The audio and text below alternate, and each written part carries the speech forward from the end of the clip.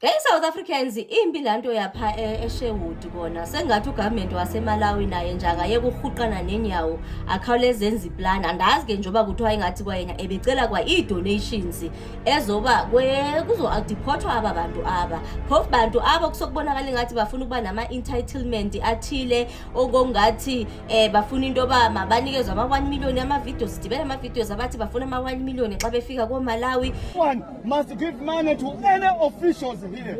We are here already struggling. We lost a lot of properties and we don't know what we're going to do once we arrive in Malawi. I want to take this opportunity as well. As we arrive in Malawi, government must at least support these people with 1 million each person.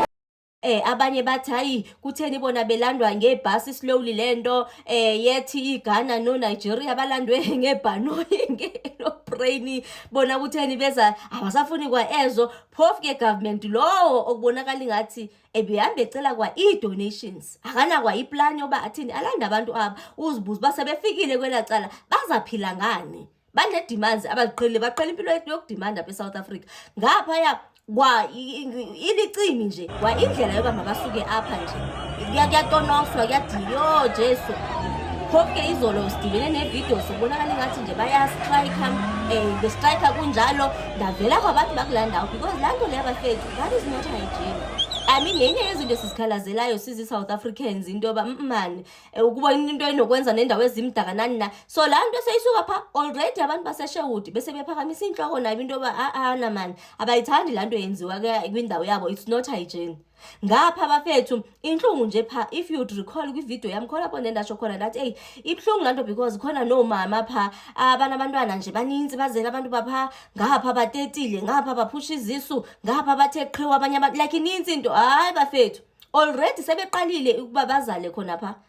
I'm talking giving birth ke ngoku even khona pha ibhlungu malando and yo hayi bafethu yazini sengathi nje ugovernment wakhona nje akayihlukana nokuhuqana nenyawo bekhawuleze benza iplan. Well ke ugovernment wethu ndimbonile nomeya waseThekwini naye uxaba besike uhamba wayovela pha ikhona ke nento engathi kunyo home affairs uyavela uthi noko bazakwenza i-priority court because enye into ibidelay le process ngumcimbo nokwenza nokuba processor because before behambe kumele ba process weqala into yakhona I think nje labo bathilo bathi bafuna into bazobenza undesirable bazobhenwa from coming to the country ukubona but hey hayi bafethu andiyazi man lanto leyana yazi sengathi nje ngenziwa nje izinto nje fast bakhawuleze basuswe abantu pha because into enye sendiyiqolasele xa kuhamba abanye kufika abanye xa kuhamba abanye kufika abanye andiyazi nje ithi nje lanto leyana mna hayi like hayi bafethu ugovernment yena nyanyanyanyani ndithandile futhi khona lapho upresident Cyril Ramaphosa khona ke izolo ewa interviewer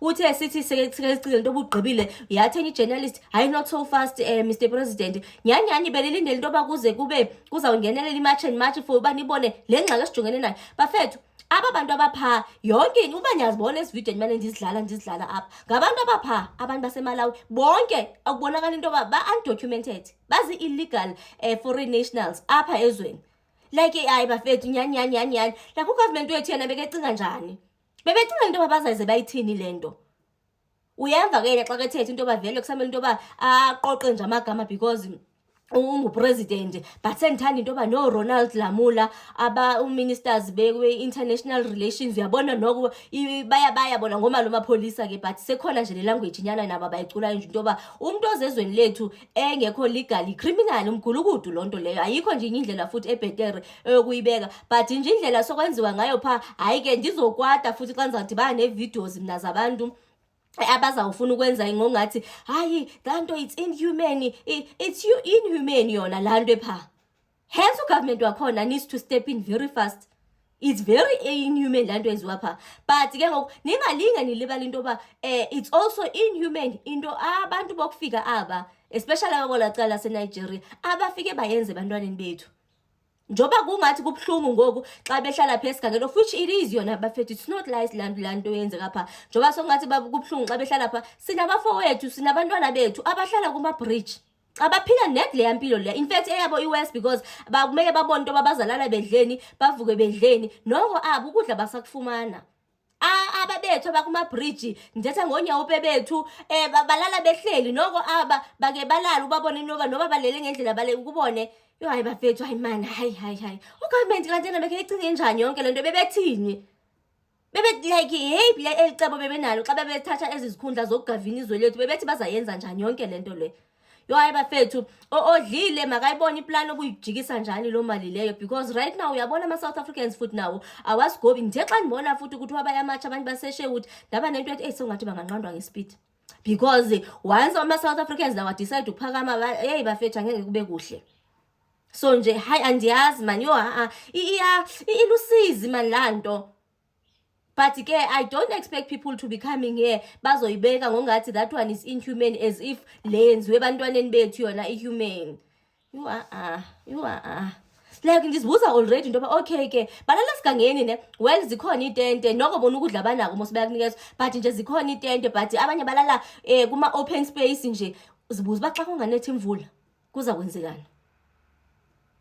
Yo hayi bafethu, mna like ndiyababona nje umama bakhona bafethu, ndiyababona anandaba ke namadoda akhona nca. Yo but bafethu yabona xa ifike ebantwaneni yona, yo hayi man, Mr. President, Silindalo Sibata from ENCA, your response to the World Health Organization's head, especially it seems there's a disinformation and misinformation campaign about what is happening in South Africa, and I think you've seen the visuals of what's transpiring in Durban.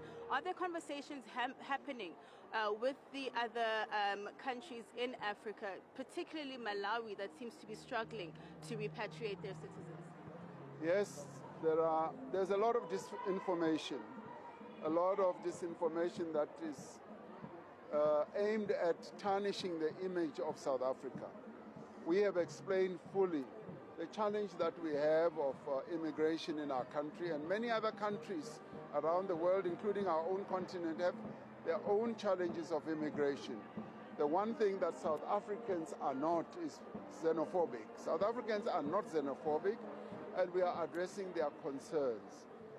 And I spoke to the president of Malawi just a few days ago, and he said to me, we understand the challenge and the problems that you are facing, and we are with you, and we are there to support you, and we will work with your government to enable those who want to leave and those who may be undocumented to leave peacefully.